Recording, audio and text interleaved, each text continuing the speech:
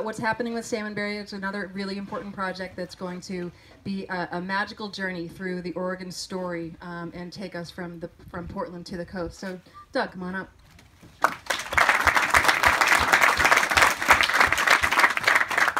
Thanks, Allison. Well, good afternoon, fellow Peloton. Nice to be in the shade, a very precious commodity right now.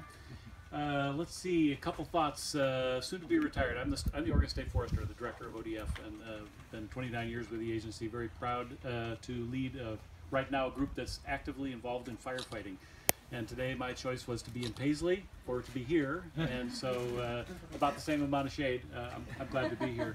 Just for context, I'm kind of a historian, and I think it's important to know that if we were sitting here 83 years ago and you were to look that way, you would see a column of smoke that went about 35,000 feet up in the air that was the first of the 4 big Tillamook burns. So we're right here on the edge. We've ridden through farm country, we've ridden through the towns, but we're right on the edge of forests as well. You're right on the edge of the 355,000 acre Tillamook State Forest, which has managed to produce a whole range of benefits. We cut trees, we provide trails, we grow marbled murrelet and spotted owl habitat. We try to do it all. We call that greatest permanent value. And it's a great asset for Oregon. Been around since really since the 1930s, 1940s. We're talking about tree planting this morning. 72 million trees planted to restore the Tillamook burn. If we were here 43 years ago, you'd look up there and it would be a moonscape. Literally, we could go to places that as far as you could see, it would be stumps and more hills. And today, it's a beautiful green forest. Running right through the middle of that beautiful green forest is the Salmonberry, actually let's call it what it is, the Port of Tillamook Bay Railroad. And so I want to tell you a little story about that railroad as a way of talking about the vision for what this trail project could be. And so could be, there's an asterisk there, we'll come back to that in a minute. I was out on the Salmonberry Trail on Monday. We led a group in to the Big Baldwin Trestle, and we had permission from the Port of Tillamook Bay to be there. There was a bunch of people who didn't have permission from the Port of Tillamook Bay to be there, and they were actually trespassing. And so that's back to that asterisk that we'll get to in a minute. But so 1910, 1911, West Metro, the west side here, Portland really needed a connection with, a rail connection with the Oregon coast. And so the Pacific Railway and Navigation Company built by hand power, horsepower, and steam power, built a rail line 86 miles that went from Banks to Tillamook. And it went through the Salmonberry drainage. If you've driven Highway 26, as I'm sure you've had, it's basically, and then you've also maybe driven the Wilson River Highway, Highway 6. It's about in the middle of those two. It's north of Highway 6, it's south of 26. It's in that drainage in there. It's probably one of the most remote places that you could possibly be within about 45 air miles of downtown Portland. There's no cell service. There's very limited satellite phone service because the canyon's so steep, and there's a ton of history there. Native American history, early homestead history, certainly the whole story about building the rail line. That rail was the first rail connection to the coast. It was nicknamed the Punk, Rotten, and Nasty. Pacific Railway and Navigation, PRN, get it? Punk, Rotten, and Nasty. It was quite an effort to build it through some of the most rugged country in the Coast Range. So let's fast forward a little bit. 1996, the Port of Tillamook Bay owns the line. 1996, 2007, two major storm events. The rail line was washed out in 96. FEMA came to help. The state of Oregon came to help rebuild that rail line. It does provide a kind of a commercial connection for lumber, for a variety of products getting back and forth to Tillamook. So it was rebuilt as an important artery to supply the coast. 2007, major storm, blew out multiple tunnels, multiple bridges, and the decision was made at that point after FEMA looked at it was to, you know what, that's just too much to try to put that back. So what we've got now is we've got a rail corridor that is 86 miles from right here to Tillamook, and it's I would call the middle of it kind of 16 miles of chaos. There are probably 12 bridges that have been washed out. There's probably a dozen tunnels in there that are very dangerous. The line has not been maintained since 2007. I was talking to my 19-year-old son who said, "Dad, I'm going to go hike this really cool trail." And he said, I said, where? He said, well, it's the Salmonberry Trail is in the Willamette Week.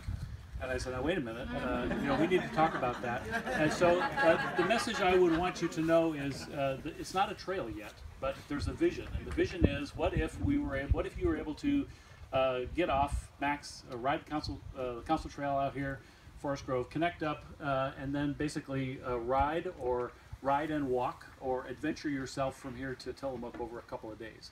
That's kind of the long-term vision, and there's a group of people that have been coming together in organizations to try to make that possible. We, the state of Oregon, the ODF, Oregon Department of Forestry, the Tillamook State Forest, most of the trail, as it goes over the Coast Range, runs right through state forest land. And we believe that it is a great project that will help us connect up with other recreation trails that we have in the Tillamook State Forest. Other campgrounds could become a major backbone trail. It really has 4 different sections. There's this section here in the valley.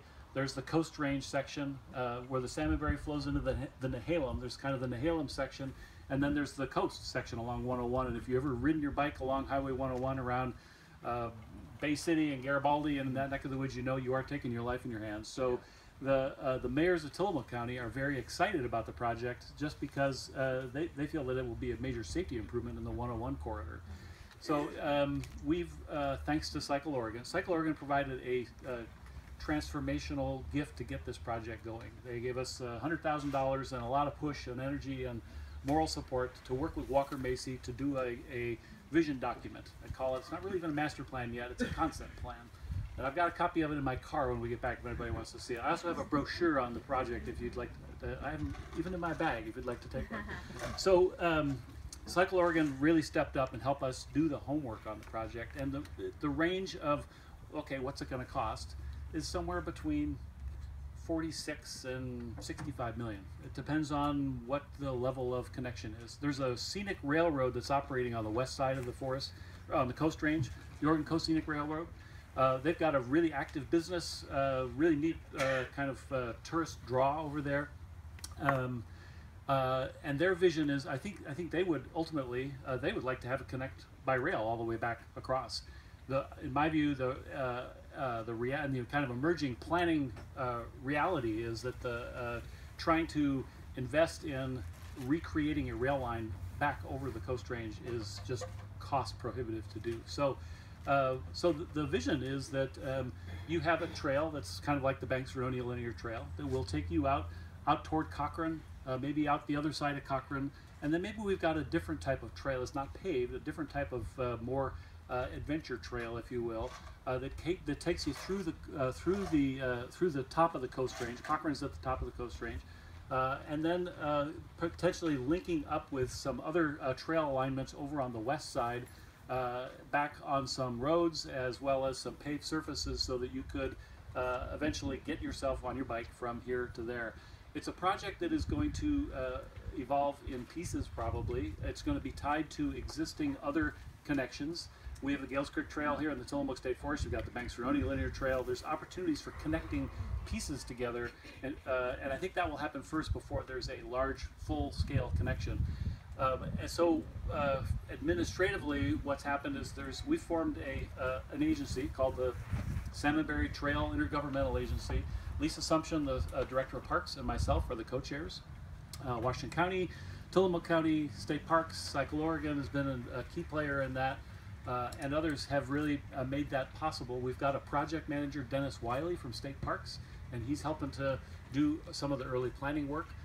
There's a nonprofit organization called the Tillamook Forest Heritage Trust, and they're raising money, and they're really focused on capacity fundraising right now so that we can do the studies and do the homework and get it going. And we're kind of stuck in this.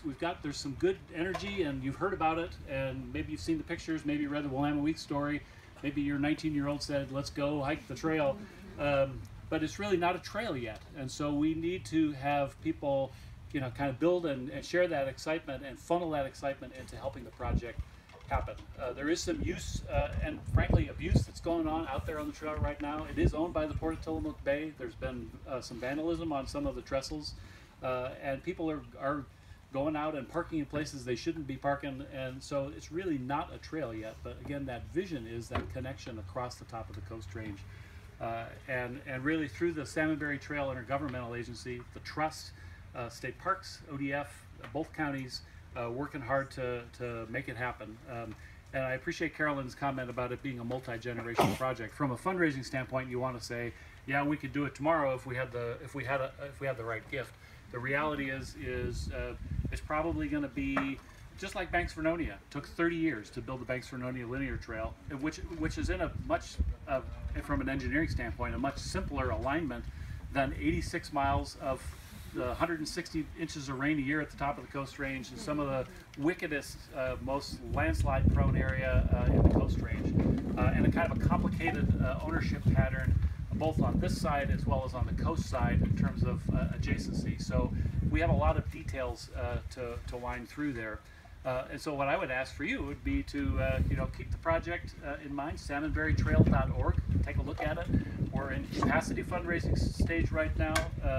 I'm going to be helping with that in my retirement, I'm hoping, and then ultimately we'll get to a place where we're ready to begin building some of the catalyst projects that I think can connect up with places that we've been today, as well as places on the coast. So, thanks for the opportunity to ride along with you today and to tell you a little bit about the Salmonberry.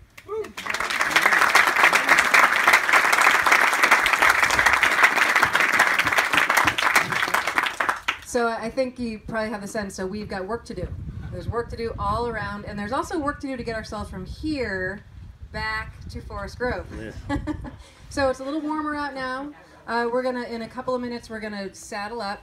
We're gonna mosey back mostly the way that we came, and we're gonna be making a couple of crossings across Highway 47. So I want you to be hyper aware and careful. Look behind you and ahead of you, and don't cross in front of cars. It's a little safety tip for you. And make sure you fill up your water bottle. If you need some sunscreen, so water is coming right now. Cycle Oregon team is bringing over the jugs. If you need some sunscreen, there's sunscreen, and there's trash. The trash, Steve is pointing to the camouflage trash barrels on either side of the tent.